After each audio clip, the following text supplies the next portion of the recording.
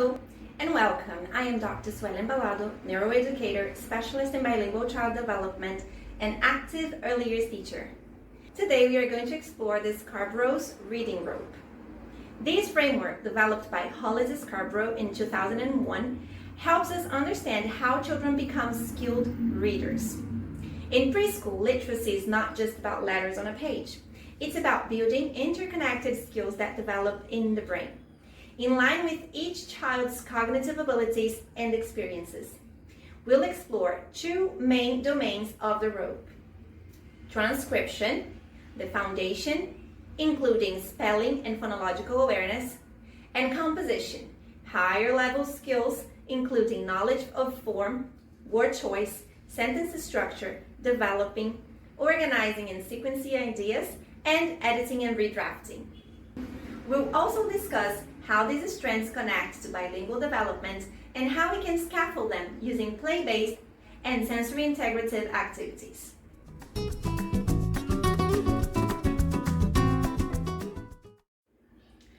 Reading is one of the most complex cognitive skills, requiring the integration of visual, auditory, language, memory, and executive functions networks. Neuroscience tells us that preschool years are a critical period of brain plasticity. This is the time when we can create strong neural connections through meaningful, engaging experiences. For bilingual children, literacy development can be more complex. They may acquire transcription and composition skills at different rates across their two languages. As teachers, we need to observe, scaffold, and create opportunities for transfer between languages without forcing direct equivalence.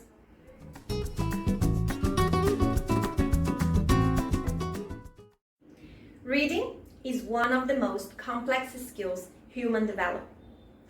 And unlike speaking or walking, it's not hardwired in the brain.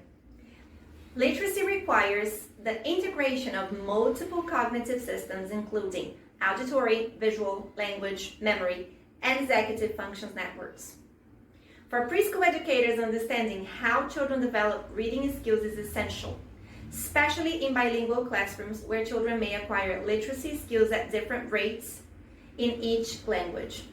Scarborough's reading rope offers a powerful framework for understanding early literacy, depicting reading as a rope made of intertwined strands that represent the skills children need to become confident, skilled readers. The rope can be divided into two domains.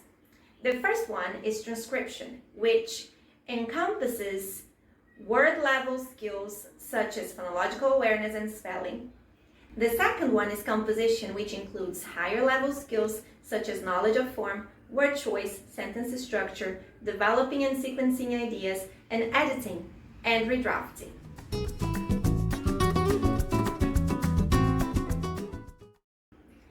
Transcription forms the foundation of literacy and is closely linked to cognitive skills such as auditory discrimination, working memory, sequencing, attention, and visual motor integration.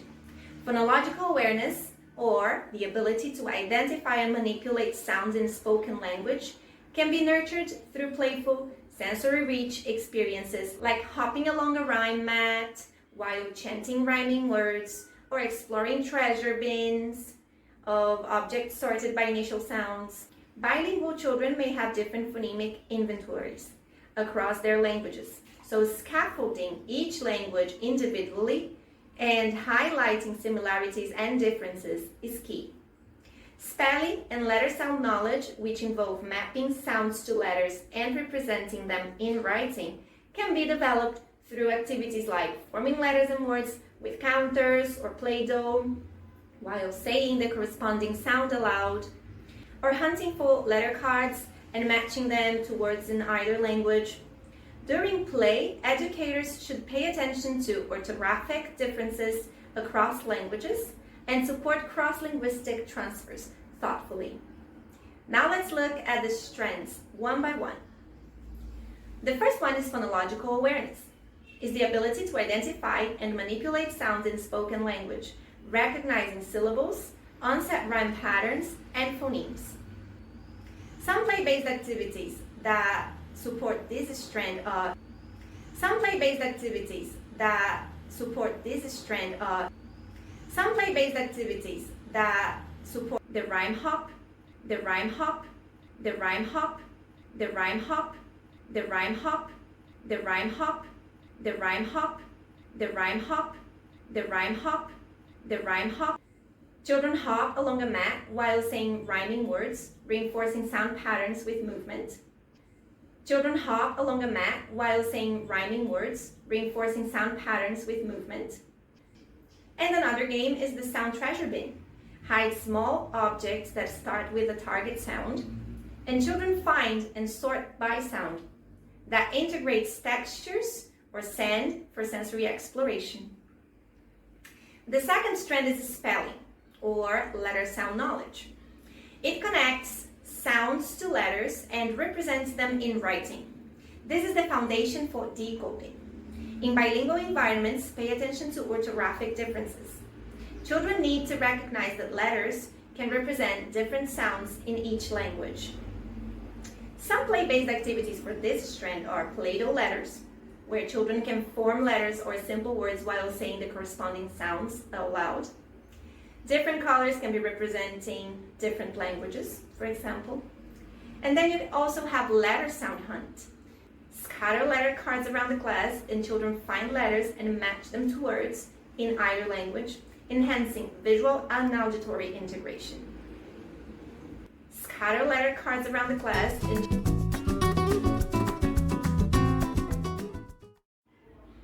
composition encompasses higher level literacy skills supported by executive functions. These skills develop over time and are crucial for daily functioning. Executive functions are the mental processes that control and regulate other cognitive abilities and behaviors, enabling individuals to plan, make decisions, adapt to new situations, and achieve goals. Often linked to an air traffic control system in the brain, these skills include working memory, the ability to hold and manipulate information, cognitive flexibility, the capacity for flexible thinking, and inhibition control, the ability to manage impulses and distractions. Composition encompasses higher level literacy skills supported by these executive functions, such as reasoning, working memory, sequencing, planning, and metacognition. Let's look at the strands closely. First, we have knowledge of form and word choice.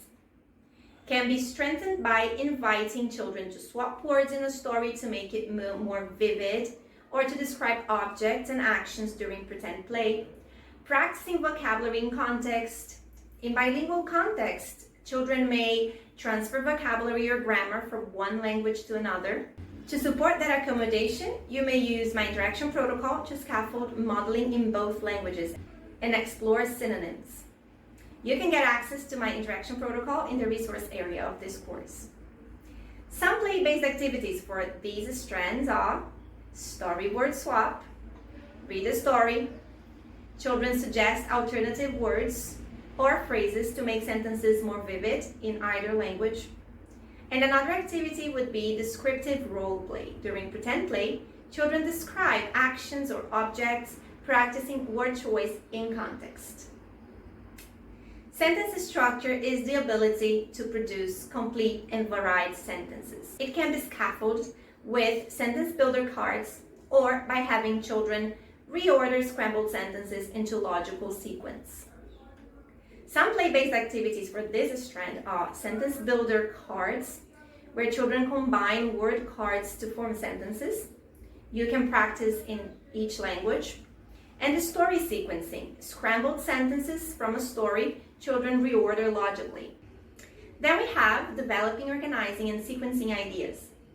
Can be encouraged through storyboarding activities where children draw events and retell the story, or by sorting picture cards into beginning, middle, and end categories. In early childhood education, you can touch base all these skills orally during story time or during other cross-curricular activities led by an anchor storybook. Some play-based activities for this strand are storyboard mapping, where children draw or sequence stories events, retell orally in one or both languages, and idea sorting beams. Children sort picture cards into beginning, middle, end, reinforcing logical sequence.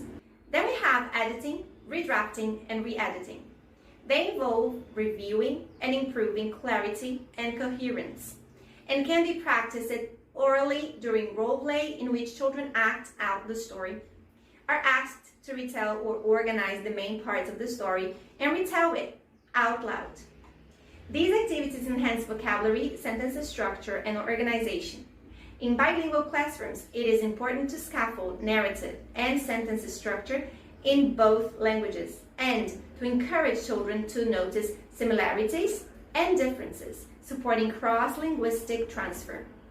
The interaction protocol is structured to support language development in such situations. Some play-based activities for these strands are peer review play, where children share story cards to order collaboratively and give constructive feedback in one or both languages. Another game is the revision station, where children revisit a drawing, improving vocabulary, sentence structure, and organization. They can also use the art area to draw and make their arts, and then we have a shared moment in class where children have to talk about their drawing.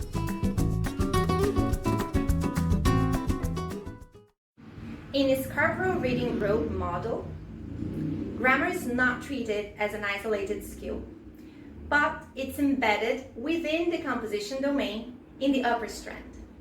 Just like the interaction protocol in the Reading Road model, children acquire grammar through exposure to high-frequency, high-quality oral input. That means language reading and meaningful writing experiences, developing alongside other higher-level literacy skills. In bilingual environments, children acquire grammar in each language at slightly different rates, depending on exposure and similarity to the other language. Here we will be able to observe two phenomena happening: transfer and translanguaging. You will notice that children may transfer grammatical rules from one language to another and mix languages while doing it. Teachers can scaffold this grammar process by modeling correct forms in real-life context, conversations and interactions, using speech techniques from the interaction protocol to highlight patterns and provide opportunities for children to experiment with sentence structures in the target language. Hand in hand with the interaction protocol, children pick up grammar intuitively as they encounter correct forms in context, in stories, in songs, and conversations. In the Scarborough's model, grammar develops naturally through meaningful language use as children build their composition skills.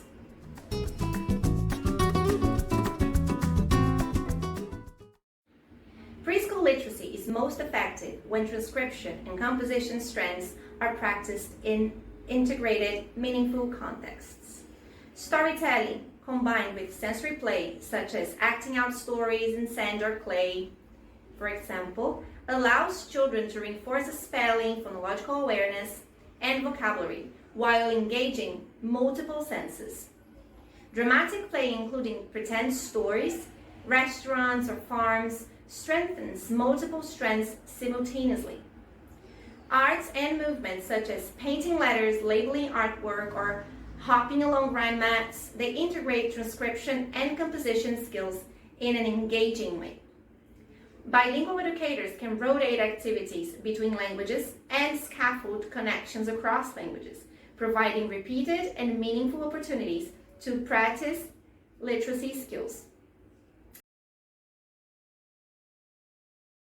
Storytelling plus sensory play, dramatic play, arts and movement. A bilingual tip: rotate activities between languages, scaffold cross-linguistic connections, and encourage children to notice similarities and differences.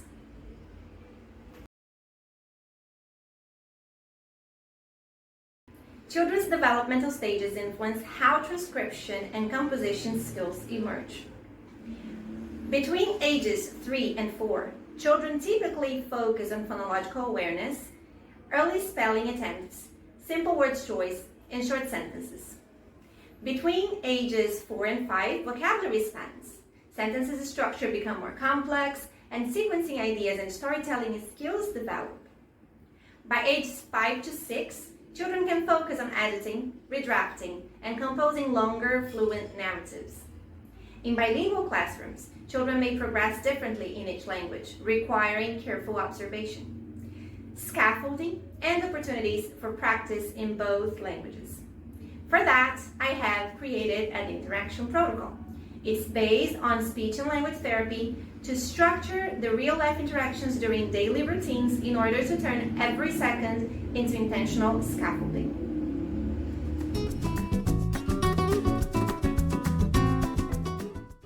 So, Scarborough's reading row reminds us that literacy is an interconnected network of skills.